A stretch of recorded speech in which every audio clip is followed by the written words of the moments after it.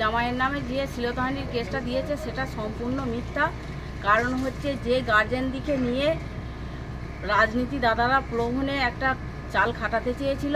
আমি ওই যে আরজিগড়ে যে আমাদের লেডি ডাক্তারকে নৃশংস ধর্ষণ করে নৃশংসভাবে হত্যা করা হয়েছিল, তারই প্রতিবাদে আমরা একাধিক মিছিল বার করেছিলাম। কিসের তরফ?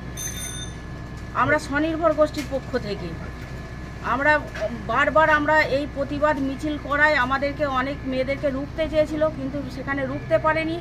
এবং আমাদের যে জামালপুর ব্লকের জামালপুর 1 নম্বর গ্রাম পঞ্চায়েতের উপপ্রধান, তিনি আমাদের গোষ্ঠীর স্বনির্ভর গোষ্ঠীর আর্থিক তছরূপ এবং বিভিন্ন পারপাস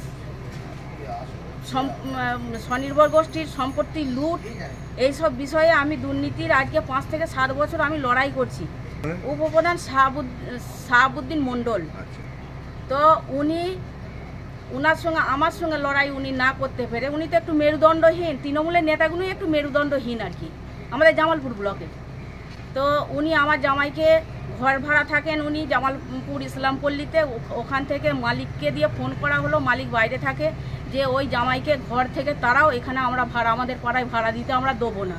এবং ওই মাস্টারকে আমি কোথায় যে পাঠাতে পারি, আমার এত ক্ষমতা আছে, সেটা আমি জামালপুরে দেখিয়ে দেবো। এই বদলা নেবার কারণটা হচ্ছে যে আমার জামাই, আমার তো 2টো মেয়ে, আমার ছেলে নাই, আমার জামাইরাই আমার দুর্বল পয়েন্ট। এই সুযোগটাই উনি নিয়েছে যে যাতে আমি এই স্বনির্ভর গোষ্ঠীর যে কোটি কোটি আর্থিক তছরূপ হয়েছে, বিডিওকে হাতে করে কিছু নেতা তৃণমূলের যে আর্থিক দুর্নীতি করেছে, এই আর্থিক দুর্নীতির কেসটা আমি আজকে 5 থেকে 7 বছর লোয়ার কোর্টে লড়াই করছি। এই কেসটা আমার এবার এই 15 দিনের মধ্যে এই কেসটাকে আমি হাইকোর্টে নিয়ে যাচ্ছি। তবে এই হাইকোর্টে আমি যাতে আইনে যেতে না পারি বা আইনের পথ না ধরতে পারি, জামাইকে যদি একটা এইরকম রেপ ইলিগেশন বা শ্লীলতাহানির ইলিগেশন একটা আনতে পারে, তাহলে হয়তো আমাকে দমিয়ে দেওয়া যাবে।